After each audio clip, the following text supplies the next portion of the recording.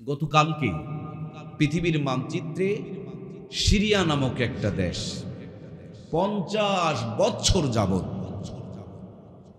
জালেমরা জুলুম করে মুসলমানদেরকে নির্যাতন করেছিল। আজকে স্টেজে ওঠার আগে তাদেরকে আমাদের দেশে শুধু আয়নাঘর নয়, সেখানেও একটা আয়নাঘর পাওয়া গিয়েছে। আয়নাঘর নিচের দিকেই 3 তালা। এক মহিলা 21 বছর বয়সে সেখানে বন্দী হয়েছিলেন। 13 বছর পর আজকে 33-34 বছর তার বয়স। সে কয়েকটা ছেলের মা হয়েছেন, বাবা ছেলে মেয়ের মা হয়েছেন, কিন্তু ছেলের বাপকে জানেন না। বন্দী করে রেখে তাদেরকে গণধর্ষণ করা হয়েছে। হাজার হাজার যুবকদেরকে নির্মমভাবে শেষ করে দেওয়া হয়েছে। ছোট ছোট বাচ্চাগুলোকে পঙ্গু করে দেওয়া হয়েছে। লক্ষ লক্ষ মানুষকে তাদের দেশ থেকে তারা বিতাড়িত করে রেখেছে। 50 বছর ধরে জুলুমকে তারা কায়েম করে রেখেছিল। জুলুম তো জুলুমই, অন্ধকার তো অন্ধকারই। এই জুলুম যারা করে তাদের পতন শুরু হয়ে যায়, কিন্তু এটা ফাইনাল শেষ হতে একটু সময় লাগে। কারো 10 বছর, কারো 20 বছর, কারো 16 বছর, আর সিরিয়াওয়ালাদের লেগেছে 50 বছর। কথা বলুন ঠিক কিনা? আল্লাহ তাআলা সমস্ত জুলুম থেকে গোটা পৃথিবীর মানবতাকে মুক্তি দান করুক, বলুন আমিন। মাশাআল্লাহ, আলহামদুলিল্লাহ। এক সুন্দর হাওয়া লেগেছে। প্রথম স্বাধীন হলো আফগানিস্তান, ভুলে গেছেন আপনারা? এরপরে স্বাধীন হলো শ্রীলঙ্কা, ভুলে গিয়েছেন আপনারা? তারপরে স্বাধীন হলো বাংলাদেশ, ভুলে গিয়েছেন আপনারা? এরপরে স্বাধীন হলো বর্তমানে সিরিয়া। এভাবে পৃথিবীর প্রত্যেকটা প্রান্তরে যত জায়গায় জুলুম চলছে, আল্লাহ সমস্ত জুলুমের অবসান ঘটিয়ে কালেমার পতাকাকে গোটা পৃথিবীময় কবুল করে নিক, বলুন আমিন। আমার প্রিয় ভাইয়েরা, 2024 সালে মহান স্বাধীনতা অর্জন হয়েছে। আপনারা সবাই আনন্দিত, বিশেষ করে আমরা মুক্ত মনে কথা বলতে পারি। কথা বলুন ঠিক কিনা? এখানে আসার আগে কেউ আর আমাদেরকে কান পরা দেয় না। আগে আসলেই কান পরা, তেল পরা, পানি পরা। 18-20 বছর লেখাপড়া করেছি, কিচ্ছু জানি না। ওরা যা শিখিয়ে দেয় সেটুকুই বলতে হয়। অতিরিক্ত বলতে গেলে তখন আবার নানান ক্যারাবেরা শুরু করে, ঠিক কিনা? আল্লাহর জমিনে কেউ নাচবে, কেউ গান গাইবে, পারমিশন নেওয়া লাগে না। কিন্তু আল্লাহর জমিনে কোরআনের কথা বলতে গেলে বিগত দিনে পারমিশনেরও প্রয়োজন হয়েছিল। কথা বলুন ঠিক কিনা? তোমরা কোরআনের পারমিশন বন্ধ করে দিয়েছিলে, আল্লাহ তোমাদের জন্য পারমিশন অফ করে রেখেছিল, ঠিক কিনা? খালি সময়ের একটু ব্যবধান। ভাইরা আমার, 24-এর স্বাধীনতা পেয়ে সবাই আনন্দিত, কিন্তু আমি তো টেনশনগ্রস্ত। আমি কঠিন টেনশনগ্রস্ত। আপনারা বলবেন কেন? তার উত্তর হলো, এই স্বাধীনতা তো নতুন স্বাধীনতা নয়। এর পূর্বে আরো একটা স্বাধীনতা আছে। স্বৈরাচারের এরশাদ যখন সব কেড়ে নিয়েছিল, জনগণ জীবন দিয়ে তার স্বৈরতান্ত্রিক থেকে দেশকে স্বাধীন করেছিল। মনে আছে না নাই? ভাইয়ের আমার, তার পূর্বে আর একবার তাকিয়ে দেখুন, পাকিস্তান যখন আমাদের সব কেড়ে নিয়েছিল, এদেশের জনগণ জীবন দিয়ে রক্ত দিয়ে দেশকে স্বাধীন করেছিল। তার পূর্বে আরো একবার তাকিয়ে দেখুন, ব্রিটিশরা যখন ইস্ট ইন্ডিয়া কোম্পানি নাম দিয়া ভারতবর্ষকে তারা জুলুম অন্ধকারে একবারে গোলাম বানিয়ে ফেলে দিয়েছিল, এই উপমহাদেশের মানুষজন জীবন দিয়ে রক্ত দিয়ে তাদের জুলুম থেকে স্বাধীন হয়েছিল। তার মানে আমার ভাইরা, 80 বছরের ব্যবধানে পিছন দিক থেকে একটা সাউন্ড আসতেছে, ব্যাড সাউন্ড, যেটা স্টেজ পর্যন্ত একটা সাউন্ড আসতেছে, ওই সাউন্ডটা কমাই দিতে হবে অথবা হরেনটা কমাই দিতে হবে।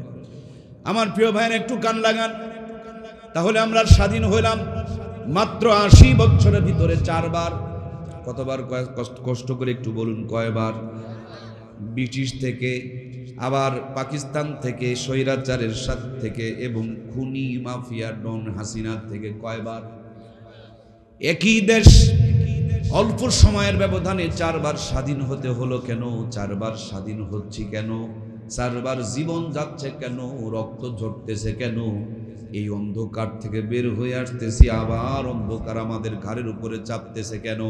এর পিছনে একটাই মাত্র কারণ, কোরআন সুন্নাহ বুকে নিয়ে এই জুলুমের বিরুদ্ধে রুখে দাঁড়ায়া, জীবন দিয়া, রক্ত দিয়া কোরআনের আলোর আদর্শ নিয়ে আমরা যখন দেশটাকে স্বাধীন করি, স্বাধীন করার পর গুরুত্বপূর্ণ চেয়ারগুলোতে কোরআনের আদর্শওয়ালা মানুষগুলোকে যখন বসাইতে পারি না, একজন জালেম বিদায় হয়ে যায়, আর একজন জালেম এসে ওই ক্ষমতায় চেপে বসে। যেই অন্ধকার থেকে জাতি উঠে আসে তার চাইতে বড় অন্ধকারে ওরা আমাদেরকে পৌঁছায় দেয়, ঠিক কিনা? এজন্য 24-এর স্বাধীনতা ছাত্র জনতার রক্তের সাথে যদি আপনি বেঈমানি করতে না চান, আগামী দিনে দেশকে যদি আবার অন্ধকারে ঠেলে না দিতে চান, আবার যদি ভয়াবহ যুদ্ধের মুখোমুখি হতে না চান, আবার যদি কোনো আমার ভাইরা ইটখোর, কম্বলখোর, রাস্তাখোর, টয়লেটখোর, বাথরুমখোর, মানে সব জায়গার মধ্যে তারা ভাগ বসাইতো, ওই লোকগুলোর থেকে যদি নিজের দেশকে হেফাজত করতে চান, এদেশের রাষ্ট্রপতির চেয়ার থেকে নিয়ে মেম্বারের চেয়ার পর্যন্ত প্রত্যেকটা চেয়ারে কোরআনের আলোতে, সুন্নাহর আলোতে আলোকিত মানুষগুলোকে বসাইতে হবে। আর কোনো দিন এদেশের স্বাধীনতা হারাবে না, ঠিক কিনা? এই জন্য প্রাণপ্রিয় ভাইয়েরা আমার, চারজন বাচ্চাকে হেফজ সম্পাদন করার কারণে আপনারা মাথার মধ্যে তাদের ওই মেয়েগুলোকে মহিলা প্যান্ডেলে বোরখা উপহার দেওয়া হলো, তাদের বাবার মাথায় সুন্দর করে টুপি দিয়ে দেওয়া হলো, মায়েদের জন্য তসবি দিয়ে দেওয়া হলো, ওদের অভিভাবকদের জন্য কম্বলের ব্যবস্থা করে দেওয়া হলো। আল্লাহর কোরআন যারা দুনিয়ার বুকে কলিজায় ধারণ করবে, নবী আমার বলেন কিয়ামতের দিন আল্লাহ তাআলা নিজের হাত দিয়া তাদের মাথায় একটা নূরের টুপি পরায়া দিবে, যেই টুপির আলো দুনিয়ার সূর্যের চাইতে কম করে হলেও দ্বিগুণ হবে। সুতরাং আমি আপনাদের সামনে যে আয়াতে কারিমাটুকু তেলাওয়াত করেছি সবাই জানি, সাউন্ড একটু বেশি করা হয়ে গেছে, হালকা স্বাভাবিক।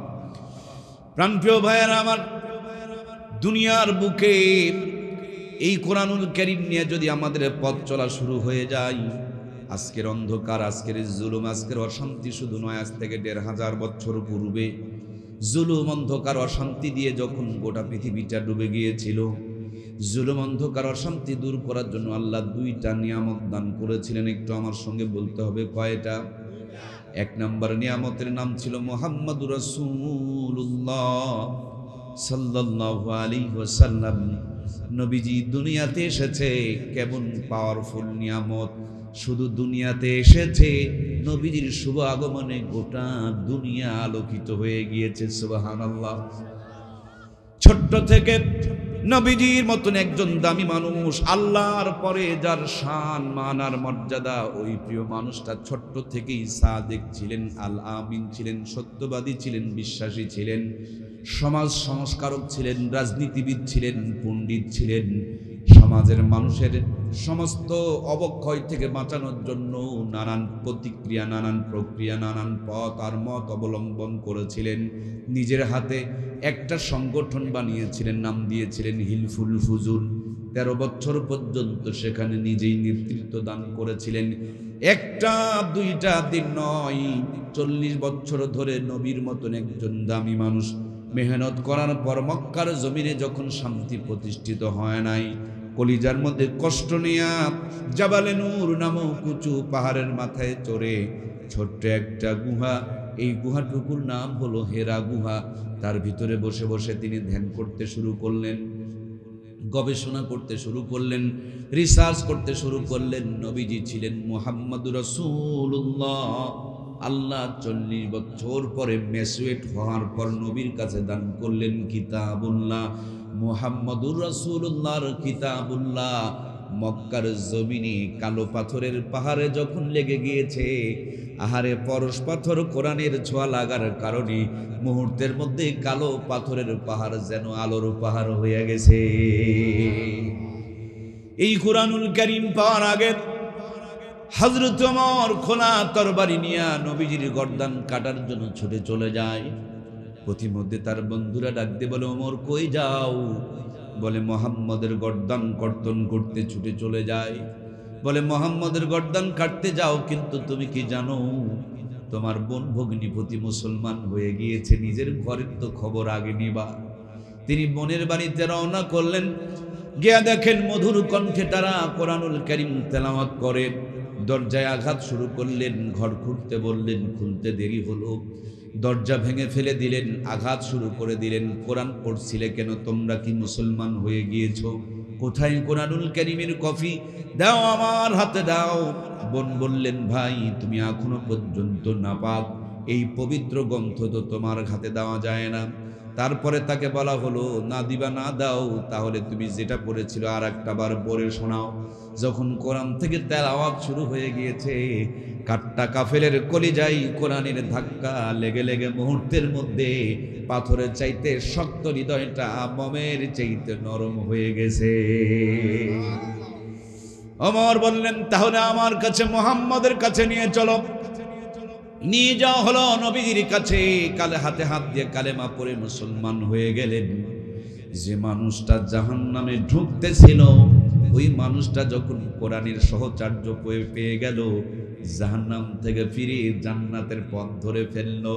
জান্নাতে যাবে পরে, এখনো পর্যন্ত মারা যায় নাই। মরার আগেই জান্নাতের সার্টিফিকেট তাদের জন্য বরাদ্দ করে পাঠিয়ে দিয়েছেন কে? কোরআনুল কারীম যখন নাজিল হয়, মক্কার জমিনে দুইজন মানুষ বড় জ্ঞানী ছিলেন। একজন মানুষের নাম ছিল আবুল হেকাম, তার মানে তার অর্থ হলো জ্ঞানীদের পিতা। আর একটা মানুষের নাম ছিল আবু বকর। আবু বকর মানে তো নিশ্চয় আপনারা বুঝতেছেন, যেটি ছিল জ্ঞানীদের পিতা, এই শুরু করে দিল কোরআনের বিরোধিতা। আর যেটা ছিল আবু বকর, সেটা কোরআন প্রেমী হয়ে গেল, কোরআনের জন্য নিজেকে উৎসর্গ করে দিল। কোরআন মানার কারণে একজন জ্ঞানী আবু বকর থেকে সিদ্দিক হয়ে গেলেন, সত্যবাদী হয়ে গেলেন, মরার আগেই জান্নাতের সার্টিফিকেট পেয়ে গেলেন। আর একজন জ্ঞানী ছিল, কোরআনের বিরোধিতা শুরু করে দিল। আর জ্ঞানীর পিতা তিনি থাকতে পারলেন না। জ্ঞানীর পিতা থেকে ঘাড় ধাক্কা দিয়ে আল্লাহ তাআলা মূর্খের পিতা বানিয়ে দিলেন। কিয়ামত পর্যন্ত দুনিয়ার বুকে কোন মুসলমানের নাম আবু জেহেল পাওয়া যায় কি? তার মানে আমার প্রিয় ভাইয়েরা, এই কোরআনুল কারীম যখন যেই ধারণ করেছে তার মর্যাদা বেড়ে গিয়েছে। এই কোরআনুল কারীম যখন যেখানে রাখা হয়েছে তার মর্যাদা শান বেড়ে গিয়েছে। এই কোরআনুল কারীম যখন যে অবলম্বন করেছে তার পজিশনকে আল্লাহ তাআলা উন্নত করে দিয়েছে। নবীর মতন একজন দামি মানুষ 40 বছর মেহনত করে ফায়দা হয় নাই। যখনই কোরআনুল কারীম তিনি পেয়ে গিয়েছেন, আমার ভাইয়েরা, নবী আলাইহিস সালামের জিন্দেগি চেঞ্জ হয়ে গিয়েছে। সব জায়গাতে এখন খালি উন্নতির জোয়ার বইতেছে। যেদিকেই যায় কোরআনের তেলাওয়াত শুনে দলে দলে মানুষ মুসলমান হয়ে যায়। আজকেই শুধু কোরআনুল কারীমের বিরুদ্ধে শত্রুতা নয়, তখনও কোরআনের বিরুদ্ধে শত্রুতা শুরু হয়ে গেল।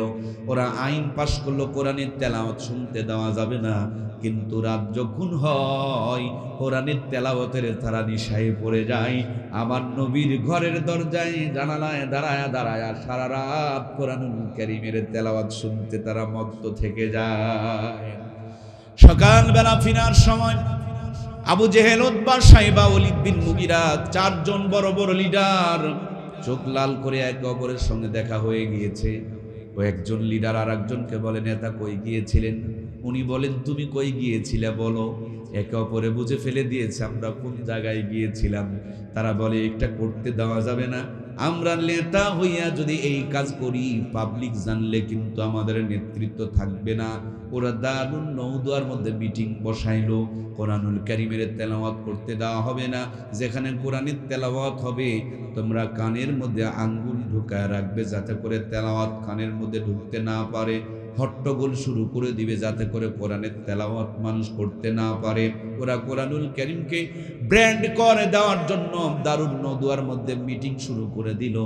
আল্লাহ তাআলা ওই মুহূর্তে জিবরিল আমিনকে পাঠিয়ে দিলেন, জিবরিল রে, ওরা কোরআনুল কারীমকে নিভিয়ে দিতে চাই। আমার নবীর এমন কি সাহাবী আছে যে ওদের মাঝখানে গিয়া আল্লাহর কোরআনুল কারীমের তেলাওয়াত শোনায়া দিতে পারবে? নবীজি ঘোষণা করলেন, আমার আদরের সাহাবীরা, তোমরা কি কেউ পারবা? সাহাবায়ে কেরাম বললেন, ইয়া রাসূলুল্লাহ, ইয়া হাবিবাল্লাহ, আমরা তো কেউ সাহস করতে পারছি না। যুবক একজন টকবক সাহাবী, নাম তার আব্দুল্লাহ ইবনে মাসউদ রাদিয়াল্লাহু তাআলা আনহু, তিনি দাঁড়িয়ে গেলেন, বললেন, লাব্বাইকা সাদাইকা ইয়া রাসূলুল্লাহ, ইয়া হাবিবাল্লাহ। নবী গো, আপনি যদি দোয়া করে দেন, আপনি যদি অনুমতি দিয়ে দেন, আমি ওই আবু জেহেলের সামনে গিয়া আল্লাহর কোরআন থেকে তেলাওয়াত শুনে দিতে পারবো। সুবহানাল্লাহ। প্রিয় ভাইয়ের আমার, আল্লাহর হাবিব ঠোঁটে গালে চুমু দিয়া বড় আদর আপ্যায়ন করে তাকে পাঠিয়ে দিলেন, কিন্তু ভিতরে বড় টেনশন, না জানি কোনো দুর্ঘটনা ঘটে যায়। হযরত আব্দুল্লাহ ইবনে মাসউদ রাদিয়াল্লাহু তাআলা আনহু ভিতরে ঢুকে পড়লেন। যেখানে বিল পাস হচ্ছে, আইন পাস হচ্ছে, মাননীয় স্পিকারের দায়িত্ব পালন করছেন আবু জেহেল, সামনাসামনি দাঁড়ায়া চোখটা বন্ধ করে হাতখানা বুকের মধ্যে বেঁধে আল্লাহর কালাম থেকে তেলাওয়াত শুরু করে দিলেন। আর রহমান আল্লামাল কোরআন খলাকাল ইনসান আল্লামাহুল বায়ান। আল্লাহু আকবার। ভাইয়ের আমার, এই তেলাওয়াত শুনলে মুমিনদের ঈমান বাড়ে। ইন্নামাল মুমিনুনা আল্লাযীনা ইযা যুকিরাল্লাহু ওয়াজিলাত কুলুবুহুম ওয়া ইযা তুলিয়াত আলাইহিম আয়াতুহু যাদাতুহুম ঈমানাও ওয়া আলা রাব্বিহিম ইয়াতাওয়াক্কালুন। আল্লাহু আকবার। এত কিছু না বুঝলে এতটুকু তো বুঝি, যাদাতুহুম ঈমানা। যখন মুমিনদের সামনে কোরআনের তেলাওয়াত হয়, আল্লাহ বলেন তাদের ঈমানকে আমি আল্লাহ বাড়ায় দেই। সুবহানাল্লাহ বলুন। সুতরাং তেলাওয়াত শুনলে যদি ঈমান বাড়ে মুমিনের, ওই তেলের সিট বিটানি শুরু হয়ে যায়, ছটফটানি শুরু হয়ে যায়। দেখবেন মসজিদে কিছু মুসল্লি আগে ভাগে যায়, ইমাম সাহেব যদি লম্বা বয়ান করে কলিজাটা ভরে যায়, ইমাম সাহেব যদি লম্বা তেলাওয়াত করে আত্মাটা প্রশান্ত হয়ে যায়, তেলাওয়াত যদি শেষ করে দেয়, দেখবেন ছটফটানি শুরু হয়ে যায়, আহারে আরো যদি 2-4 আয়াত পড়তো। আর কিছু মুসল্লি পাওয়া যায় মসজিদে যায় সবার পরে, মসজিদ থেকে বের হয় সবার আগে। ইমাম যদি একটু লম্বা তেলাওয়াত ধরে, গলার মধ্যে কাশ গিয়া জমা হয়ে যায়, তখন গলায় খেকর মারে। কি গো, নাই মানে গলার কাশি দিয়া ইমামকে সিগন্যাল দেয়, হুজুর ছোট করেন। প্রিয় ভাইয়েরা আমার, একটা মাছ শুকনায় যতক্ষণ থাকবে ততক্ষণ ছটফট করবে, পানিতে গেলেই প্রশান্ত হয়ে যাবে। মুমিন আর মুশরিকের পার্থক্য হলো, মুমিন আর মুনাফিকের পার্থক্য হলো, মুমিন যখন মসজিদে যাবে ঢুকতে মন চাইবে, বের হইতে মন চাইবে না। আর মুনাফিকের চরিত্র হলো যাচ্ছে যাচ্ছে তাও দেখবেন খালি আটকে আটকে যায়, মানে মসজিদে যেতেই চায় না, যদিও যাই সবার আগে বের হয়ে মসজিদ থেকে চলে আসতে চায়। আমার প্রিয় ভাইয়েরা, সম্ভবত ইমাম আবু হানিফা রাহমাতুল্লাহি আলাইহির জামানার ঘটনা। একজন মানুষ, তার সন্তান হয় না, কত মান্যত করেছেন, কোনো লাভ হয় না।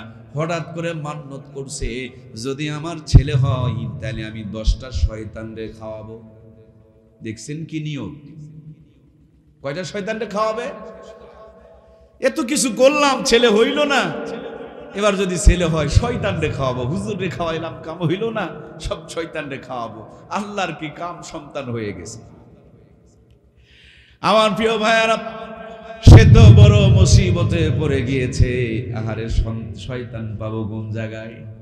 এত কষ্ট করে সন্তান পাইলাম, এখন যদি নিয়ত পূরণ না করি, ছেলে যদি আবার মারা যায়। আল্লাহর বান্দা খালি হুজুরের কাছে কাছে গিয়া ঘুরে, কিন্তু কোনো হুজুর শয়তান দেখায় দিতে পারে না। সম্ভবত ইমাম আবু হানিফার কাছে গিয়েছেন, তিনি বলেন আমিও তো শয়তানকে দেখায় দিতে পারবো না, কিন্তু শয়তানের বন্ধুদেরকে দেখায় দিতে পারবো। যেহেতু শয়তান তাদের সাথে থাকে, তাদেরকে খাওয়ালেও তোমার হক আদায় হয়ে যেতে পারে। এবার উনি বলতেছেন, যদি শয়তান পাচ্ছি না, তাহলে অন্তত শয়তানের বন্ধু পেলেও কিছু কাম হইতে পারে, আমি নিরুপায় হয়ে তাকে খাওয়াবো। বলুন কোথায় শয়তানের বন্ধুকে পাবো? ইমাম সাহেব বললেন, শুক্রবারের দিন মসজিদের গেটে গিয়া দাঁড়াবেন, সবার পরে কে ঢুকে আর সবচেয়ে আগে কে বের হয়, সবার পরে যারা ঢুকবে ওই 10 জন মানুষকে চিহ্নিত করে রাখবেন, আর সবার পরে যারা বের হবে ওই 10 জন মানুষকে চিহ্নিত করে রাখবেন। যেই বুদ্ধি সেই কাম। মসজিদের গেটে দাঁড়িয়ে আছে, দেখতেছে সবার পরে 10 জন ঢুকলো, পিছনের কাটানা নামাজ দিয়ে দাঁড়ালো, যেমনি সালাম ফিরালো মুহূর্তের মধ্যে তারা দৌড় দিতে শুরু করলো।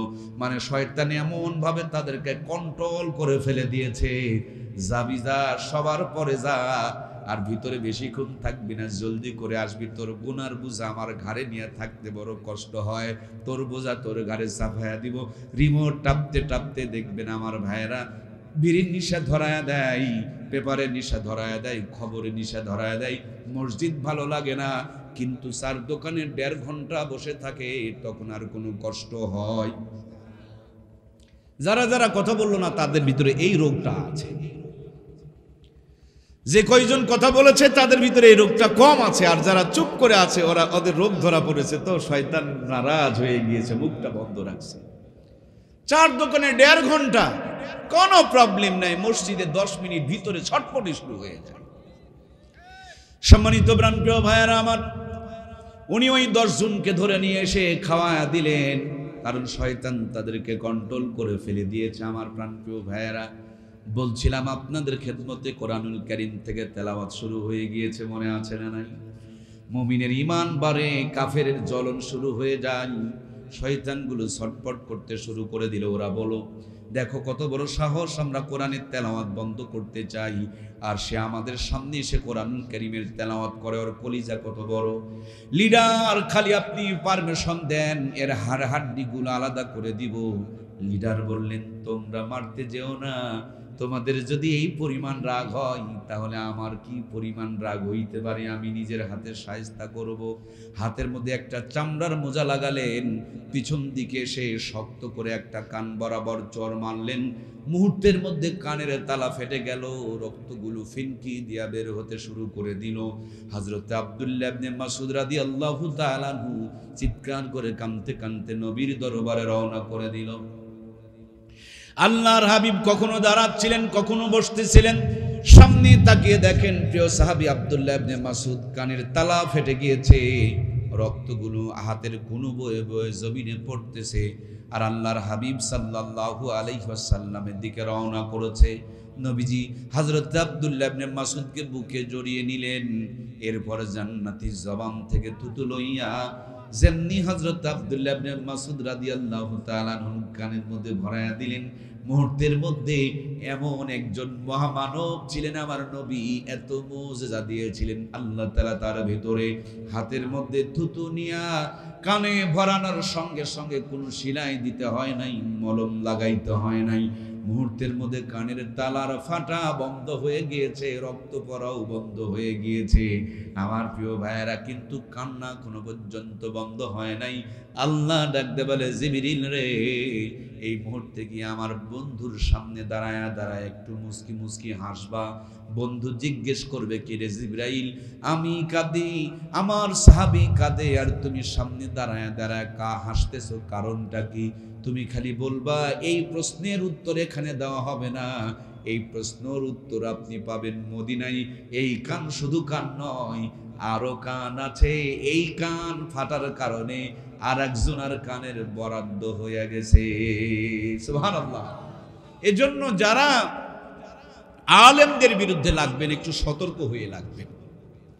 মাদ্রাসার মসজিদের বিরুদ্ধে লাগবেন, একটু সতর্ক হয়ে লাগবেন। আলেমদেরকে যারা গালি দিবেন, একটু সতর্ক হয়ে গালি দিবেন, কারণ যে জবান দিয়ে আলেমকে গালি দিবেন, এই জবান বেশি দিন প্যারালাইসিস মুক্ত থাকবে।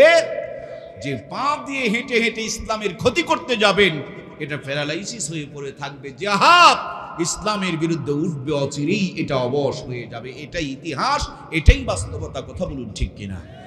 আপনারা জানেন, বাংলাদেশের একজন বুজুর্গ আল্লাহর ওলি, আমি মুসলিম শরীফ পড়েছি তিনার কাছে, জুনায়েদ বাবুনগরী রহমাতুল্লাহি আলাইহি, নাম শোনেননি? হাটাজারির হযরত, তাকে ধরে নিয়ে রিমান্ডে দাঁড়িয়ে ধরে ধরে এভাবে তার প্রতি টর্চার করা হচ্ছিল।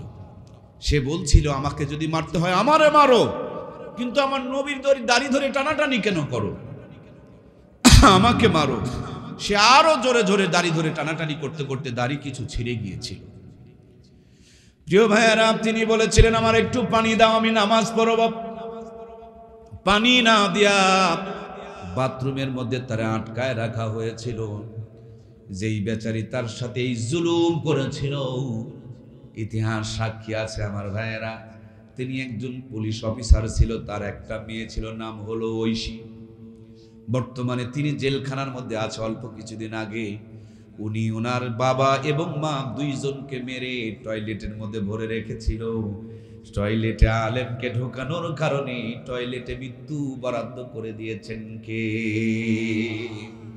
এই বাংলার জমিনে যখন আলেমদের রক্ত ঝরেছিল, রক্ত ফোঁটা পড়েছিল, সেদিন থেকে আমার গাটা ছমছম করছিল যে এই জুলুম আল্লাহ সহ্য করবে না, কখনো না কখন এর আযাব গজব নেমে চলে আসবে। ওরা আলেমদেরকে ফাঁসি দিত আর জিলাপি খেত, মিষ্টি খেত, আর বলতো হুজুর এত তাহাজ্জুদ, এত নফল রোজা, চোখের পানি কই গেল? আমার প্রাণপ্রিয় ভাইয়েরা, আমাদের এলাকায় যদি কোনো গরু ছাগল মারা যায়, এটাকে পুঁতে রেখে উপরে একটা কলা গাছ লাগায় দেয়। এই গরু ছাগলটা যখন মাটির সাথে সার হয়ে যায়, তো কলার গাছে এত পাওয়ার তৈরি হয়, কথা কি বুঝতে পারছেন আপনারা? বিশাল বড় কলার কাঁধ, গাছটা কালো কিসকিসা হয়ে যায়। গাছের সাইজ দেখে, কোয়ালিটি দেখে বোঝা যায় যে এর গোড়ায় কোন গুপ্তধন আছে। কথা বলুন ঠিক কিনা? সুতরাং পৃথিবীর ইতিহাস হলো যেখানে জুলুম হয়, আলেমদের রক্ত পড়ে, সেখানে আল্লাহর পক্ষ থেকে বিজয় অতি নিকটে চলে আসে। ঠিক কিনা?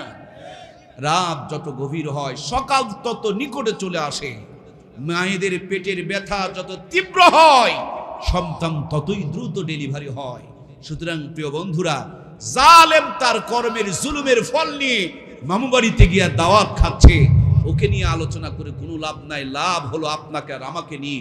আপনি আমিও তো আবার কারোর উপরে জুলুম করছি না তো? বোঝেননি? না না, খালি আওয়ামী লীগের গাল দিলে বুঝতেন, এখন আপনার দিকে দেখাইছি না, এখন তো আর আপনি বুঝবেন না। স্বামী স্ত্রীর প্রতি জুলুম করে কিনা? কথা বলুন, কথা বলুন, করে কিনা? আর স্ত্রীরা স্বামীর প্রতি মনে হয় করে না। সন্তান বাবা মার প্রতি জুলুম করে কিনা? আর বাবা মার সন্তানের প্রতি মনে হয় কোনো জুলুম করে না। অনেক জায়গাতে ওয়াজ করতে বলে, হুজুর বাপ মার খেদমতের ওয়াজ করিয়েন। আমি বলি, আরে বাবা, আগে তো বাপ মা না, আগে তো সন্তান। কথা বলুন, সন্তান আগে না বাপ মা আগে? সন্তান আগে, এরপরে বাপ মা। সন্তানের যদি বাপ মা দায়িত্ব পালন করে, অবশ্যই ওই সন্তান কোনোদিন বাপ মার সাথে খারাপ ব্যবহার করবে। আর সন্তানের সাথে যদি খারাপ ব্যবহার করা হয়, দায়িত্ব পালন না করা হয়, ওই সন্তান অবশ্যই এই জুলুমের প্রতিশোধ নিয়ে ছাড়বে। কথা বলুন ঠিক কিনা? আজ চতুর্দিকে জুলুম আর জুলুম। বিয়ের আগ পর্যন্ত আমাদের ভাইয়েরা খালি বাবু বাবু বাবু বাবু করে ফোন নিয়ে ব্যস্ত হয়ে যায়। যুবক ভাইরা আছেন নাকি? ওনাদের বান্ধবী প্রেমিকার নাম রাখছে বাবু। বাবু খাইছ, বাবু ঘুমাইছ, বাবু টয়লেটে গেছ, বাবু হাগু করছ, খালি বাবু বাবু নিয়ে ব্যস্ত। কিন্তু যেমনি বাবুটারে বিয়ে করে, বিয়ের পর এখন ঝগড়া আর ক্যাসাল শুরু হয়ে যায়। ওই যে বিয়ের পূর্বে আকাম কুকাম করছে, এখন বিয়ের পর গন্ডগোল শুরু হয়েছে। অথচ ইতিহাস হলো প্রেম আর ভালোবাসা শুরু হবে বিয়ের পরে। বিয়ের আগে যা হয় একটাও প্রেম ভালোবাসা নয়, সবগুলো জেনা। কথা বলুন ঠিক কিনা? দেখলেও জেনা, ছুঁইলেও জেনা, কাছে গেলেও জেনা। মনে মনে যদি কোনো মেয়েকে নিয়ে ভাবনা চিন্তা করি, এটা হলো মাথার কল্পনার জেনা। কথা বলুন ঠিক কিনা? প্রাণপ্রিয় ভাইয়েরা আমার, আজ আমার দেশের সন্তানের সাথে ভালো ব্যবহার করা হয় না, অথচ বাপ মা ভালো ব্যবহার প্রত্যাশা করে। আপনাদের এখানে শুনলাম মনে হয় কোথায় যেন ইটের ভাটা আছে। কোথায়? এটাই ভাইয়ের আমার, ইটের ভাটা বানাই। ইটের ভাটা, ইট বানানোর জন্য সুন্দর করে কাঠের এক প্রকারের ফার্মা পাওয়া যায়, দেখেছেন? কথা বলতে হবে, দেখেছেন? ফার্মা যদি বেঁকা হয়, ইটগুলো তো সোজা হয়। কি ইরিয়াল্লাহ, আমি তো তাহলে বোকা মানুষ বুঝতেছি। ফরমার যদি এস লেখা থাকে, ইটের মধ্যে আর ওঠে, ও এসি ওঠে। ফরমা যদি ছোট হয়, ইট তাইলে বড় হয়। মূল কথা হলো ফরমা যেমন হয়, কন্যা ইটও। ভাই আমরা সবাই মিলে একটু ওয়াজ করি, আজকের ওয়াজটা একটু ভিন্ন, আমরা সবাই মিলে ওয়াজ করব। তাহলে ফরমা যেরকম, ইটও সেরকম আমরা বিয়ে করার সময় কটকটি বিয়ে করব, আর কটকটির পেট থেকে আল্লাহর ওলি তৈরি হবে। কি এই চাচাগুলো আর বোঝেনি। চাচা ছেলের বউ, ছেলেকে বিয়ে দিবে, কি সুন্দর করে বউ দেখতেছে, ও মা একটু মাথাটা সোজা করো তো, মুখটা বাঁকা করো তো, পায়ের মধ্যে থেকে একটু এদিক ওদিক সব দিক দেখতেছে যে পায়জামা ফাটা আছে কিনা, মাজার মধ্যে কাটা আছে কিনা, বুকটা ঢাকা আছে কিনা। বউ দেখতে গিয়া পরীক্ষা করে দেখে যদি কাটা ফাটা হয় এইটাকে বাড়িতে তুলবে না, কারণ এটা বৌমা হবে না, এটা হবে বোমা। ওয়াজ বুঝতেছে না গো? বোমা না বোমা? পার্বতীপুরে তো বোমা নাই। কথা বলছেন না কেন? ও বাড়িতে গিয়ে বউ কোবান দিবে তার ভয়ে কথা বলছেন না নাকি? আবার বলুন, আমাদের দেশে বৌমা বেশি না বোমা বেশি? বৌমা যেটা সব সুন্দর করে গুছিয়ে রাখে, আর বোমা যেটা সব তছনছ করে অশান্ত করে রাখে। এই বোমার সংখ্যা বর্তমানে বেড়ে চলেছে, ঠিক কিনা? এজন্য নবী আমার বলেন, তিনটি কাজে দেরি করো না। তার একটা কাজ হলো জলদি করে বিয়ে করে নাও। এখন আমরা তো ধান্দার মধ্যে আছি, বিনা টাকায় যদি দুধ পাওয়া যায় গাভী কিনে ঝামেলা টানা দরকার। 2 নম্বরে যেই কারণে যুবকেরা বিয়ে করতে চায় না, 2য় নম্বর কারণ ওনার বান্ধবী আছে 17টা, এক একজনা 15টা 17টা করে মোবাইলে প্রেম করে। ও হিসাব করে দেখছে একটাও সিঙ্গেল। কথা বলুন না কেন? এগুলোকে নিয়ে পার্কে বাদাম খাওয়া যায়, কিন্তু বাড়িতে বউ করে তুলে নেওয়া যায়। নদী আছে কি আপনাদের এলাকায়? নদীর নাম কি? যমুনা নদী। আমার ভাইয়েরা, যমুনার পানি সবাই ব্যবহার করে, কিন্তু সকলে তো খায়। কথা বলছেন না কেন? খায়। তার মানে যমুনার পানি সবাই ব্যবহার করে, কেউ খায় না। টিউবওয়েলের পানি যেমন সবাই খায়। আমার বোনগুলোকে বলবো, এত ফ্রি আর সস্তা হয়ে যেও না। মিস কল পেলেই কল ব্যাক করিও না। বাদামের দাওয়াত পেলে পার্কে ঢুকে যেও না। জমিনার পানির মতন যদি ফ্রি হয়ে যাও, সবাই ব্যবহার করবে, কিন্তু কেউ খাবে না, ঘর পর্যন্ত তুলবে না। কথা বলুন ঠিক কিনা? আমার প্রিয় ভাইয়েরা, নবী আমার বলেছেন 3 কাজে দেরি করিও না। তার একটি কাজ হলো, যখন পুরুষ আর মহিলার সময় হয়ে যাবে জলদি করে বিয়ে দিয়ে দাও। বাবারা যারা আছেন কান খুলে শুনুন, ছেলে আর মেয়ে সাবালক হয়ে গেলে বিয়ে দিয়ে দাও। এখন তো শীতের সময় চলতেছে, মোবাইলে বড় টিকটকের অত্যাচার বেড়ে গিয়েছে। সামনে শীত আইয়া পড়ছে। কিরে যুবকেরা, নাই নাকি? শুনতে পান না? টিকটকে সামনে শীত আইয়া পড়ছে, এখন একটা বিয়ে করা লাগবে, কত গল্প। আবার দেখতেছি সেদিন, ওমা সামনে শীত এসে পড়ছে। মায়ে বলছে, তাহলে কি হয়েছে? এই শীতও কি একা একা থাকবো? মানে ইঙ্গিত দিয়ে বুঝাইতেছে। আমার প্রিয় ভাইয়েরা, বাবা মার দায়িত্ব কর্তব্য হলো, সন্তানের যখন বয়স হয়ে যাবে, সুন্দর দেখে তার একটা জীবন সঙ্গিনী তাকে জুটায় দিতে হবে। এটা বাপ মার একটা গুরুত্বপূর্ণ দায়িত্ব কর্তব্য, ঠিক কিনা? আমাদের বাবা মারা বিয়ে দিতে চায় না, চিন্তা করি কেমনে খাওয়াবে। ভাইরা আমার বলুন তো দেখি, খাওয়ানোওয়ালা আমি আপনি না আল্লাহ? এখানে 2টি তার আছে, একটা লাল তার আর একটা কালো তার। একটা লাল তার যেটা দিয়ে কারেন্ট থাকে, বড় পাওয়ারফুল থাকে, হাত দিলেই শর্ট করে। বন্ধুরা আমার বলুন তো দেখি, খালি এক তার দিয়া তো আলো জ্বলবে, এক তার দিয়া মাইক কথা বলবে, এক কথা দিয়া কি একটা তার দিয়া কি ফ্যান ঘুরবে? একটা সংযোগ দিয়া দুনিয়াতে যেমন আলো জ্বলে না, মাইক কথা বলে না, ফ্যান ঘোরে না। জীবনে সুখী হতে হলে নেগেটিভ আর পজিটিভ, পুরুষ আর মহিলা, হুন্না লিবাসুল্লাকুম ওয়া আনতুম লিবাসুল্লাহুন্না, এই 2টি সংযোগ ছাড়া দুনিয়াতে কেউ কোনোদিন সুখী হতে পারবে না। এই জন্য পুরুষ আর মহিলা আর কুদরতের সেটআপ খানা দান করে দিয়েছেন তিনি কে? আল্লাহ জান্নাতের সব নিয়ামত দিয়ে দিলেন, কিন্তু হযরত আদমের সঙ্গী হাওয়ারে দিলেন না। জান্নাতের ভিতরে ছটপট খালি লাগে, খালি অস্থির লাগে। ঘুমিয়ে পড়েছে, বাম দিকের বাঁকা হাত দিয়া হযরতে হাওয়ারে তৈরি করে দিয়েছে। আপনি আপনার বুকের মধ্যে হাসতায় দেখুন, ডান পাশে যতগুলো হাড় আছে বাম পাশে ততগুলোই আছে, কিন্তু বাম পাশের কয়েকটা হাড় দেখবেন অর্ধেক অর্ধেক রয়েছে। ওই বাঁকা হাড় দিয়া বরাম্মা হাওয়া কান্না তালা তৈরি করেছে। এই বাঁকতে হয় আমার প্রিয় ভাইয়েরা, এটা চাপ দিয়া নয়, ফোর্স দিয়া নয়, এটাকে হাওয়া দিয়া সোজা করতে হবে, পাম্প দিয়া সোজা করতে হবে, গ্যাস দিয়া সোজা করতে হবে, ভালোবাসা দিয়া সোজা করতে হবে, চাপ দিয়া নয়, শক্তি দিয়া নয়। আমার দেশের মানুষেরা চাপ দিয়া সোজা করতে চায়, ভালোবাসা দিয়া পারে না। কথা বলুন ঠিক কিনা? দেশ চালাতে হলে 18 বছরেই পারা যাবে, কিন্তু বউ চালাতে গেলে আরো একটু যোগ্যতার দরকার। তার জন্য সরকার বলেছে 25 বছরে বিয়ে করলেই ভালো হয়। কারণ দেশ চালাতে গেলে পাম দেওয়া লাগে না, বউ চালাতে গেলে পাম দেওয়া লাগে। বরাম্মার নাম হাওয়া, মনে আছে কি? হাওয়া মানে পাম, হাওয়া মানে গ্যাস, হাওয়া মানে বাতাস। খুব ভালো করে খেয়াল করে দেখবেন, যাদের বাড়িতে কিছুই নাই, মোটামুটি স্বামী একটু পাম দিতে পারে, মানে প্রশংসা করতে পারে, দেখবেন ওর সংসার বড় গোছালো, ওর শরীরটা বড় সুন্দর, ওদের স্বামী স্ত্রীর সম্পর্ক বড় মজবুত। শ্বশুর বাড়ির থেকে মাঝে মাঝে হাদিয়া আসে, তার মানে পাম যত দিবেন সংসার তত সুন্দর থাকবে। এই জন্য নরম করে সফট করে জান্নাতের ভিতরে বরাম্মা হাওয়ারে তৈরি করেছেন কে? আমরা বাড়িতে বউ খেটে খেটে মরে যায়, বইয়ের প্রশংসা আমাদের মুখে।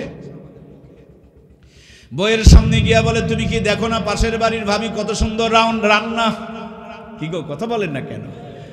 আমার কলিগ পাশে বসে থাকে, কি সুন্দর করে কথা বলে, কিন্তু তোমার মুখ থেকে দুর্গন্ধ বের হয়।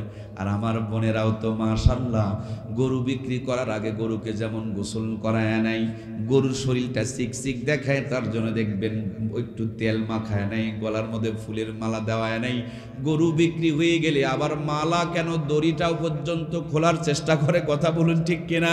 মেয়েরা বিয়ের আগ পর্যন্ত কত কি করে, যেমনি বিয়ে হয়ে যায় তখন দেখবেন তাদের শরীর থেকে এত দুর্গন্ধ বের হয়। মাঝে মাঝে অনেক স্বামী চিন্তা করে, বইয়ের কাছে ঘুমানোর চাইতে গোয়াল ঘরে ঘুমানোই বড় ভালো ছিল। কথা বলুন ঠিক কিনা?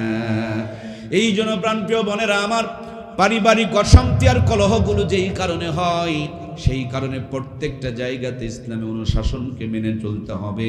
একজন মানুষ তার জীবনকে আল্লাহর রাহে বিলিয়ে দেওয়ার জন্য যুদ্ধের পোশাক পরলে আল্লাহ যেই পরিমাণ খুশি হয়, তার চাইতে বেশি খুশি হয় আল্লাহর কোন বান্দি যদি তার স্বামীকে খুশি করার জন্য একটু সাজুগুজু করে, একটু মুখের মধ্যে সরিষার তেল মাখে, অথবা সাবান দিয়া মুখটা পরিষ্কার করে, অথবা শরীরের দুর্গন্ধ দূর করে ভালো একটা কাপড় পরে, স্বামীর মনোরঞ্জন দেওয়ার জন্য কোনো মা যদি সাজুগুজু করে, ওই মায়ের প্রতি জীবন দান করনেওয়ালা, শহীদ হওয়ার জন্য যিনি যুদ্ধের পোশাক পরেন, তার চাইতেই সাজুগুজু করনেওয়ালা মায়ের প্রতি আমার আল্লাহ তাআলা বেশি খুশি হয়ে যায়। সুবহানাল্লাহ।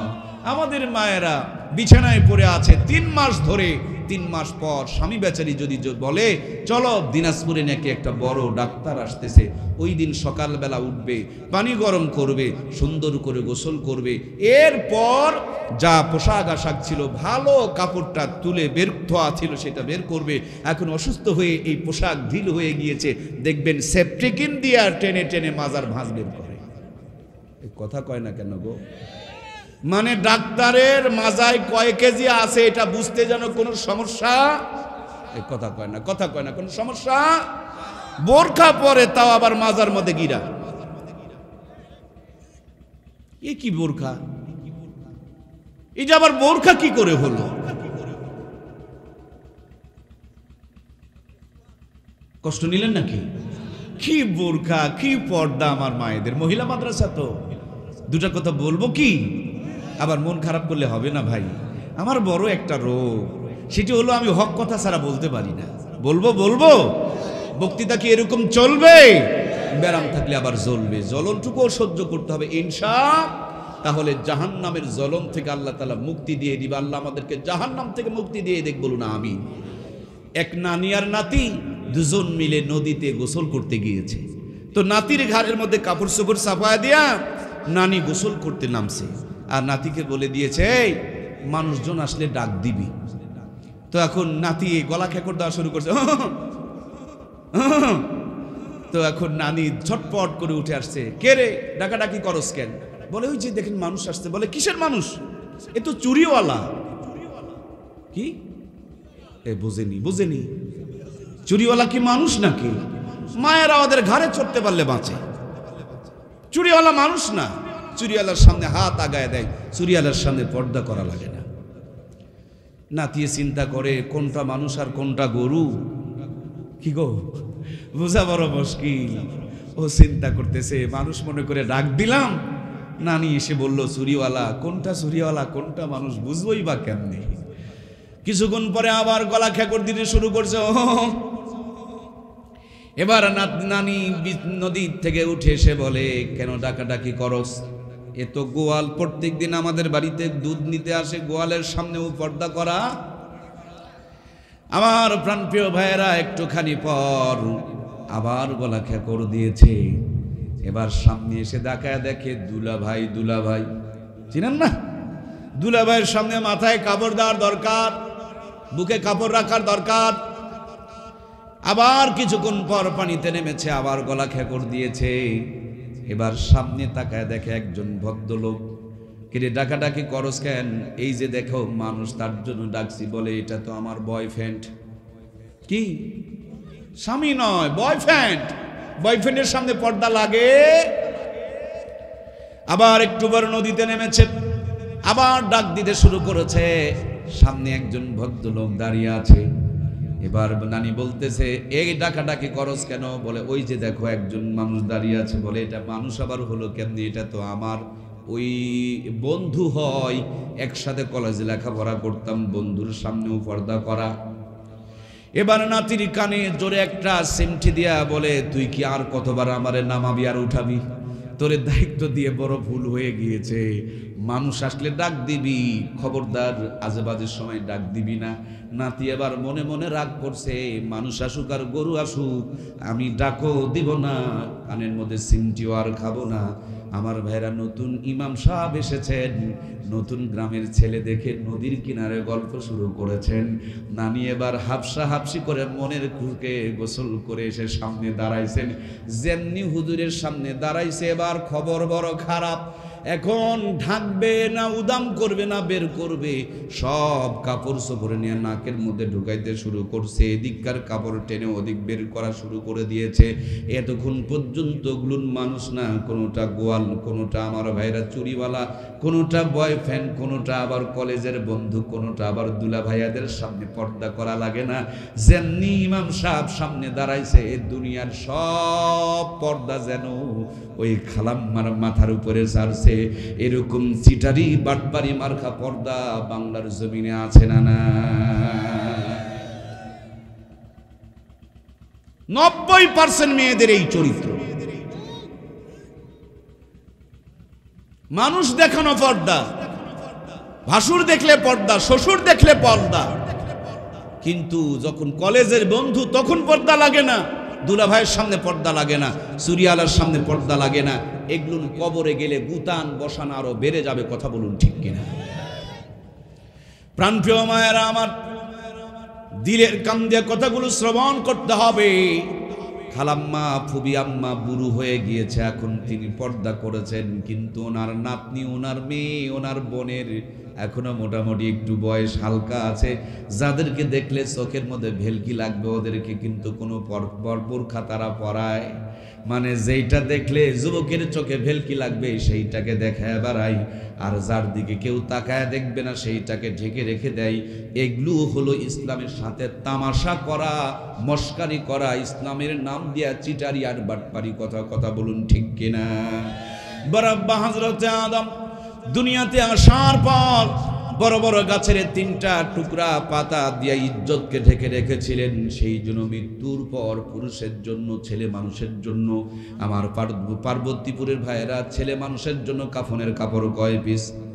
3 পিস। বরাম্মা হযরতে হাওয়া বড় বড় গাছের 5টা টুকরা পাতা দিয়ে ইজ্জতকে ঢেকে রেখেছিলেন। সেই জন্য মৃত্যুর পর মেয়েদের জন্য, মায়েদের জন্য, আমার আম্মা জানদের জন্য কাফনের কাপড় কয় পিস? 5 পিস ছেড়ে দিয়া 3 পিস ধরেছিল।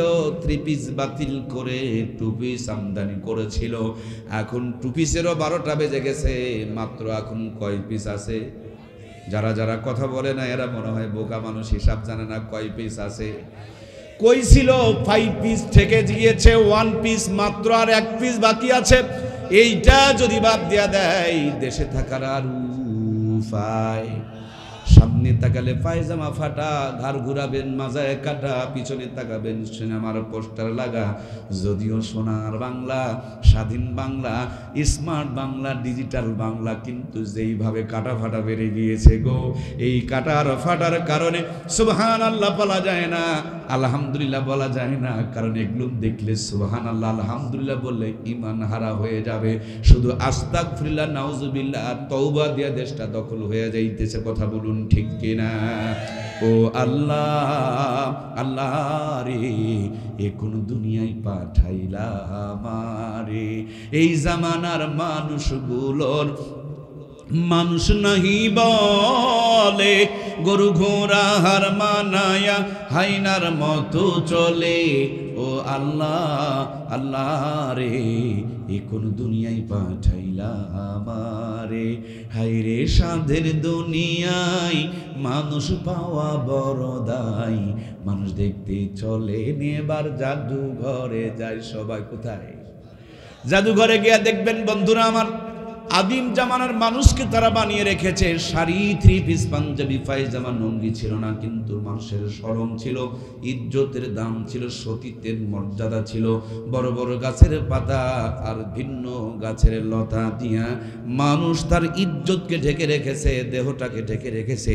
আর এই ডিজিটাল জামানায় স্মার্ট হওয়ার জন্য কাপড় চোপড় ছিঁড়ে ফেরে ইজ্জত বের করার প্রতিযোগিতা চলতেছে। কথা বলুন ঠিক কিনা?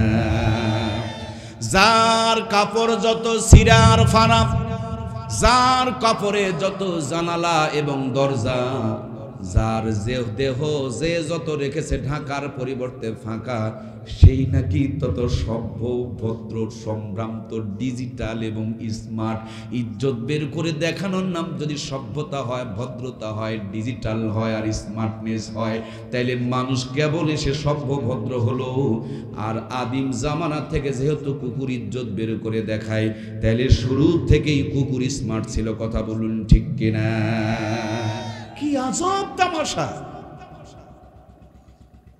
আগে দেখলাম মেয়েরা ফাড়া কাপড় পরে, এখন দেখি ছেলেরাও ধরছে।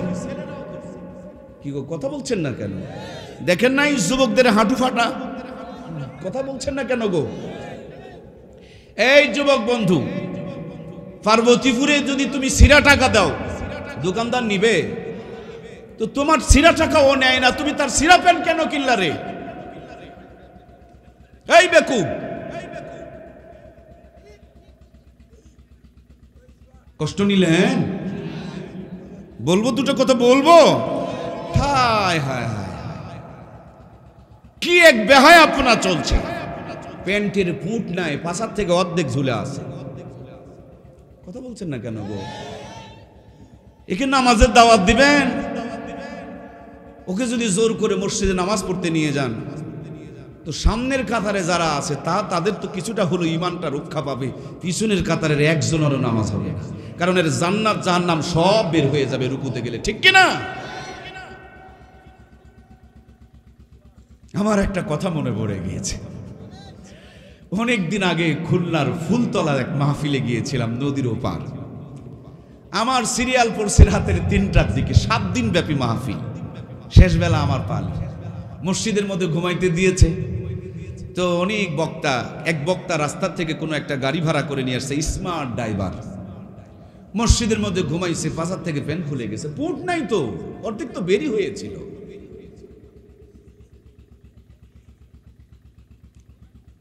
আমাদের দিক থেকে খুলনা অনেক দূর।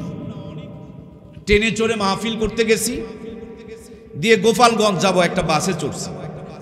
বাস থেকে নামার পর বাংকারে ব্যাগ রাখে না বাবা, ওই ব্যাগটা নিতে গেছি আমি। আমার সাথে ডান পাশে এক ভদ্রলোক, স্মার্ট ভদ্রলোক, সেও ব্যাগ টানতেছে, কিন্তু প্যান্টের পুঁট ছোট, যেমনি ব্যাগের উপরে একটু টান দিতে গিয়া চাপ পড়ছে, ফাঁসার থেকে ওপেনলি প্যান্ট খুলে গেছে।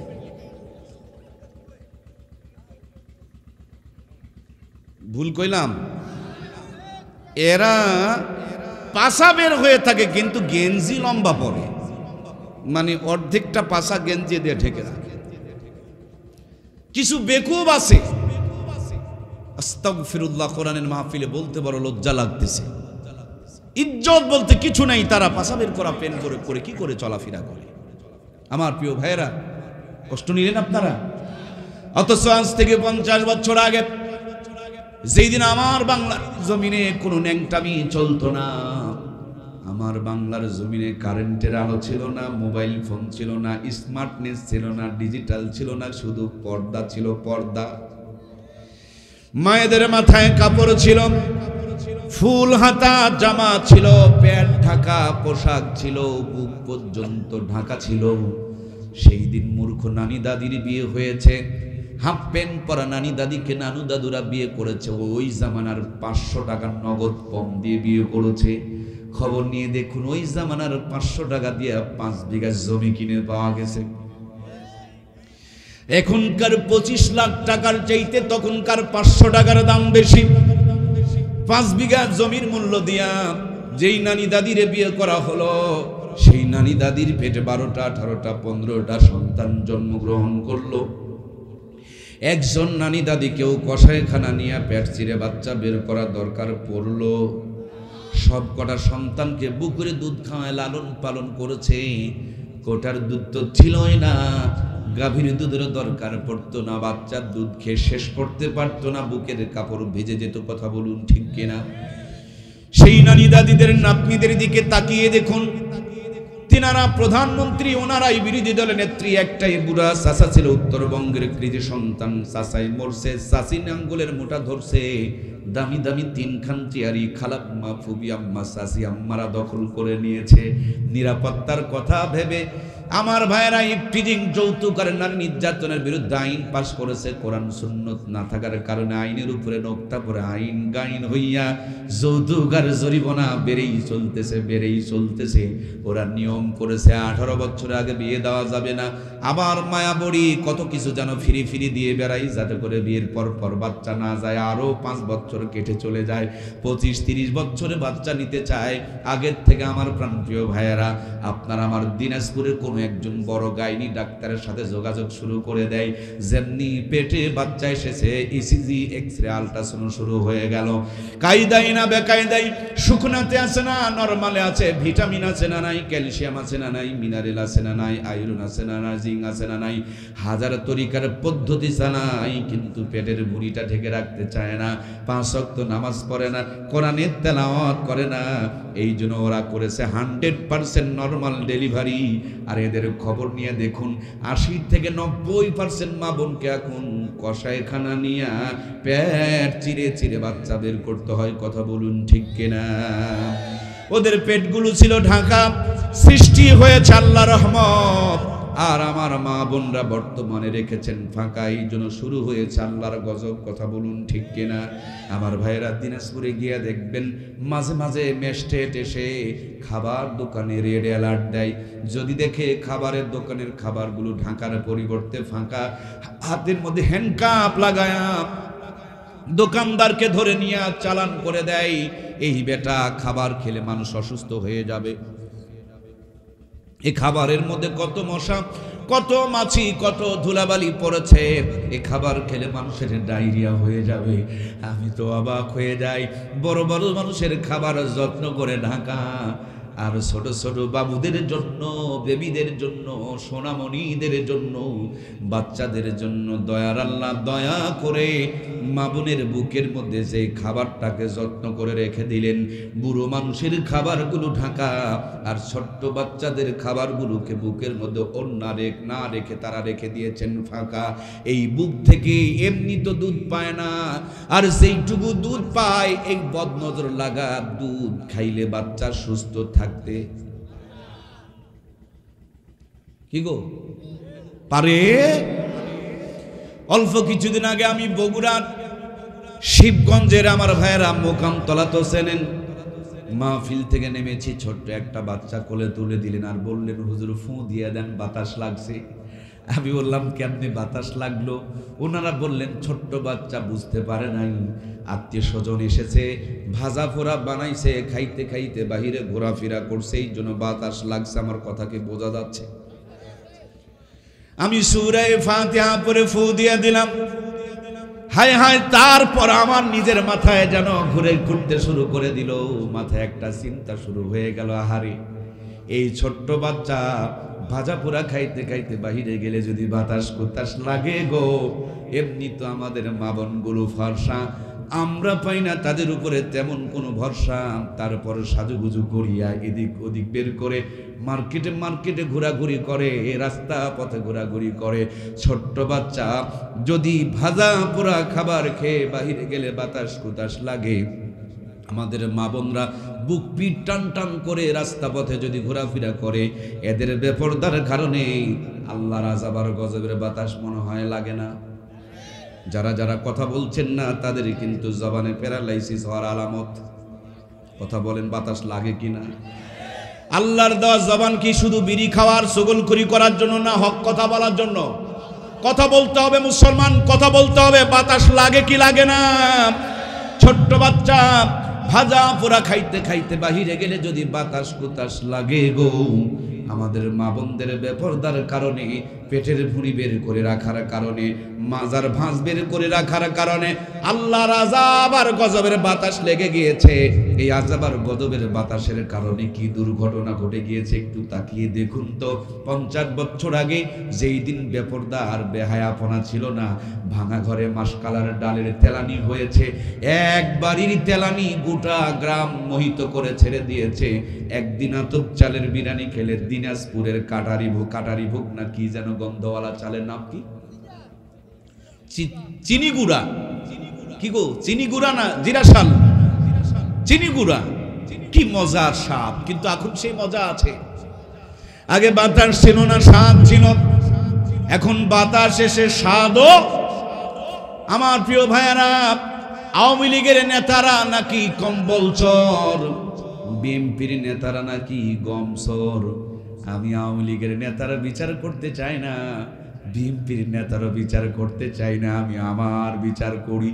ওরা কম্বল চুরি করলো, এরা গম চুরি করলো, কিন্তু আমার মাসকালার ডালের তেলানির স্বাদকে চুরি করলো। আমার আতপ চালের বিরিয়ানির মজা কোথায় হারিয়ে গেল? সেই জন্যই তো মরহুম কবি আইনুদ্দিন আল আজাদ সুন্দর এক কবিতা বলে গেল, নৌকা আর ধানের শীষ, দুই সাপের একই বিষ, ওর সাথে মিলে মিশে ইসলামের ভাবনা ভাবিস, বোকামি ছাড়া এ যে কিছু না, ওরা যে একই পাখির দুই ডানা, ওরা যে একই সাপের দুই ফানা। কম্বল চুরির গুনাহ লইয়া কেউ দেখো রাত কাটাই, গমের বস্তায় শীত কাটিয়া কেউ বা বগল বাজায়। কম্বল চুরির গুনাহ লইয়া কেউ দেখো রাত কাটাই, গমের বস্তায় শীত মারিয়া কেউ বা বগল বাজায়। চোরে চোরে চালতো ভাই, ওদের কোনো বিভেদ নাই, আমেরিকা ভারত ওদের ঠিকানা, ওরা যে একই পাখির দুই টানা, ওরা যে একই সাপের দুই ফানা। জোরে বলুন মারহাবা। এক জালেম গেছে আবার ওই চেয়ারে বসার জন্য, দেখবেন ওইদিকে রক্তের দাগ শুকায় নাই, ওইদিকে পঙ্গুগুলো হাসপাতালে পড়ে আছে, এরা আবার জুলুম করার জন্য পায়তারা শুরু করেছে, ঠিক কিনা? আমি পরিষ্কার বলতে চাই, যার কপাল জুলুমের পাপ নিয়ে চলে গিয়েছে, সেই চেয়ারে আবার যদি জুলুম শুরু হয়, এর চাইতে ভয়াবহ পতন অপেক্ষা করছে। কথা বলুন ঠিক কিনা? সুতরাং প্রিয় ভাইয়েরা, জুলুম থেকে নিজেকে বাঁচাতে হবে। কষ্ট নিলেন? আমি কি কারোর বিরুদ্ধে বলেছি? চোরের মন, চোরের মন, ঘরের মধ্যে কে রে আমি কলা খাইনি, এরকম বলা যাবে না। আমি চোরকে চোর বলেছি। ভালো মানুষ বাংলার জমিনে ছিল, আছে এবং থাকবে, চোরও ছিল এবং থাকবে। সুতরাং চোরগুলোকে ঘৃণা করব, ভালো মানুষগুলোকে বুকে জড়িয়ে ধরবো। আওয়ামী লীগ মানে চোরের দল নয়, বিএনপি মানে চোরের দল নয়, কিন্তু বেশিরভাগ যদি চোর হয় তখন জাতি যাবে কোন জায়গায়?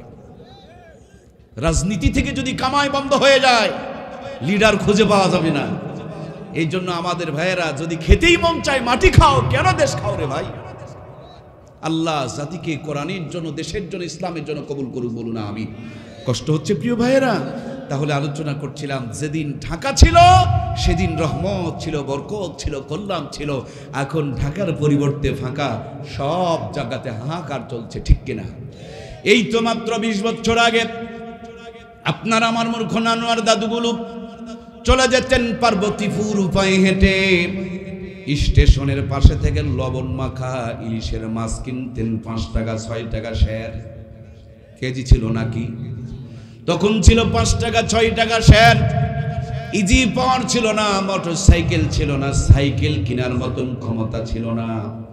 বাজারের ব্যাগে বাজার করে নিয়া কেরাসিনের তেল, সরিষার তেল, ইলিশের মাছ একসাথে নিয়ে হেঁটে হেঁটে রওনা করে, ঝাঁকুনি লেগে লেগে মাঝে মাঝে কেরাসিন গিয়া ইলিশের সঙ্গে ভরে। বাড়িতে এসে আমার ভাইয়ারা পুকুরের ঘোলা পানি দিয়া, সাপ্লাই পানি নাই, পুকুরের ঘোলা পানি দিয়া অর্থ পচা ইলিশের মাছ কোনো মতন ধৌত করেছে। লবণ থাকলে তেল নাই, ঝাল দেওয়ার কথা মনে নাই, খেরের চুলায় বসে গুনগুন গুনগুন করে জাল দেয়, দরুদ শরীফের তেলাওয়াত করে। রান্না হয়ে গিয়েছে, মাথায় কাপড় দিয়া খাবার পরিবেশন করছে। যিনি খেতে বসেছেন তিনিও বিসমিল্লাহ বলে শুরু করেছে। যেই টাকা দিয়া মাছ কিনা হয়েছে, ওই হালাল টাকা দিয়া মাছ কিনা হয়েছে। যেই বাড়িতে রান্না হচ্ছে এটা কারো জুলুম করা বাড়ি নয়, হালাল টাকার বাড়ির মধ্যে রান্না হচ্ছে। আহারে হালালের কি বরকত! একদিন যদি ইলিশ মাছ আর পান্তা ভাত খাওয়া গেছে, কম করে হলো 3 দিন পর্যন্ত হাত থেকে সুগন্ধ বের হয়েছে। সেই নানি দাদিদের স্মৃতি চারণে পহেলা বৈশাখ উদযাপন করি আমরা। 6 টাকার কেজি ইলিশের মাছ 6000 টাকা দিয়ে সাগর থেকে আমদানি করে নিয়ে আসতেছি আমরা। নর্মাল চুলা ভেঙে দিয়ে গ্যাসের চুলা ঢুকিয়েছি আমরা। সাধারণ মশলা ফেলে দিয়ে রাঁধুনি গুঁড়া মশলা ব্যবহার করছি আমরা। মূর্খ নানি দাদিদের নাতনিদেরকে এমএ পাস, ডিগ্রি পাস করিয়েছি আমরা। কত উন্নতি করেছেন, গুণে শেষ করতে পারবেন না। 6000 টাকার কেজি ইলিশের মাছ, বরফ দিয়ে প্যাকেটিং করা, পাথর ঘাটার থেকে আমদানি করা, 10 তলা বিল্ডিং এ বসে digital smart marker degree pass বউ রাঁধুনি গুঁড়া মশলা দিয়ে গ্যাসের চুলায় বসে রকমারি কায়দায় রান্না করে। খাবার সময় নাকে নিয়ে চেক করতে হয় ইলিশ না সিলভার কাপ। কথা বলুন ঠিক কিনা? আগে কি সুন্দর দিন কাটাইতাম আমরা। কি গো যুবক ভাইরা নাই নাকি? একটু আমার সঙ্গে হেল্প করুন। আগে কি সুন্দর দিন কাটাইতাম আমরা, আগে কি সুন্দর দিন কাটাইতাম। ফজর যখন হইতো মুয়াজ্জিন আযান দিত, মধুরা জান শুনে বিছানা ছাড়িতাম আমরা, মধুরা জান শুনে ঘুম ছাড়িতাম। যতই থাকুক কাম আগে নামাজ পড়িতাম, হাজার থাকুক কাম আগে নামাজ পড়িতাম। নামাজ পড়িয়া কোরআন পড়িতাম আমরা, নামাজ পড়িয়া তেলাওয়াত করিতাম। আগে কি সুন্দর দিন কাটাইতাম আমরা, আগে কি সুন্দর দিন কাটাইতাম। জোরে বলুন মারহাবা। এর একটাই মাত্র কারণ আমার প্রিয় ভাইয়েরা, ডিজিটাল হতে হতে, আধুনিক হতে হতে, স্মার্ট হতে হতে কোরআন থেকে জাতি যত দূরে সরেছে, রহমত বিদায় নিয়ে তত আযাব আর গজব চালু হয়েছে। কথা বলুন ঠিক কিনা? এই জন্য প্রিয় ভাইয়েরা আমার, শান্তি যদি পেতে হয় কোরআনের কাছে আসার দরকার আছে না নাই? সমাধান চাও যদি জীবনে মরণে, ফিরে যাও খুঁজে নাও চোখ রাখো কোরআনে, ফিরে যাও খুঁজে নাও চোখ রাখো কোরআনে। তবেই পাবে সুখ শান্তির ঠিকানা, যদি মেনে নাও তুমি মনে প্রাণে। সমাধান সমাধান পাও যদি জীবনে মরণে, ফিরে যাও খুঁজে নাও চোখ রাখো কোরআনে। জোরে বলুন মারহাবা। আমার প্রাণপ্রিয় ভাইয়েরা, এই কোরআনুল কারীম আরশে আজিমে ছিল, তার মর্যাদা বেড়ে গেল। ফেরেশতা নিয়ে আসলেন, সর্দার হয়ে গেল। পাথরের পাহাড়ে নাজিল হলো, আলোর পাহাড় হয়ে গিয়ে গেল। রমজান মাসে নাজিল হলো, 11 মাসের লিডার আর সর্দার হয়ে গেল। লাইলাতুল কদরের রাত্রে নাজিল হলো, 1000 মাসের চাইতে তার মর্যাদা বেড়ে গেল। এই বাংলার জমিনে আজ পর্যন্ত কোরআনুল কারীম যারা হৃদয়ে ধারণ করেছে, আপনি বোঝেন আর না বোঝেন, আল্লাহ তাদেরকেই সুখে রেখেছে। সুবহানাল্লাহ বলেন। কারণ কোরআন আলারা বেশি খায়, সুবহানাল্লাহ কয় না, কোরআনওয়ালাদের চাইতে বাংলার জমিনে কেউ ভালো খায়? আপনারা খাওয়া লাগে, টাকা দেওয়া লাগে, আর আমরা খাই আবার টাকাও পাই। ভাঙা ঘরে স্বামী আর স্ত্রী দুইজন আলু ভর্তা বানানোর জন্য বসেছেন, কারণ নবীর সুন্নত তো আদায় করা লাগবে। বেগম বেচারি মরিচ কাটে, কাঁচা মরিচ আর পেঁয়াজ কেটে সরিষার তেল দিয়ে চাটনি বানাই। ইমাম বেচারি ডলে ডলে ভর্তা বানাই। এক প্লেটে দুইজন খেতে বসেছে, বেগম স্বামীর মুখে আর স্বামী বেগমের মুখে তুলে দেয়। ভালোবাসার মানুষ যদি যত্ন করে মুখে কোনো খাবার তুলে দেয়, ওই আলু ভর্তার ভিতরে জান্নাতের সাপ ঢুকিয়ে দিবেন কে? ওই কপাল পোড়া, তোদের কপাল এগুলো জোটে না, তোরা এর মজা বুঝবি না। যা তোরা পার্কের মধ্যে কুকুরের মতন চুটুং চাটুং বাদাম খা।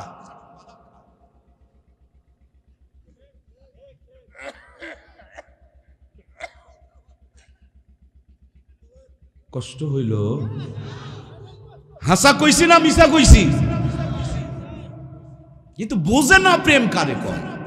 বেকুব, বাড়িতে বউ আছে, কথা কয় না, সময় দেয় না, আর ওইদিকে hello hello hello hello hello hello. আরে ওইদিকে হেলতে গিয়ে তোরটা যে গেল রে ভাই।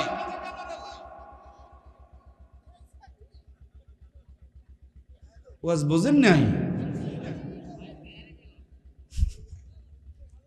আল্লাহ জাতিকে তুমি বুঝ দাও। বলুন না, আমিন বলুন না।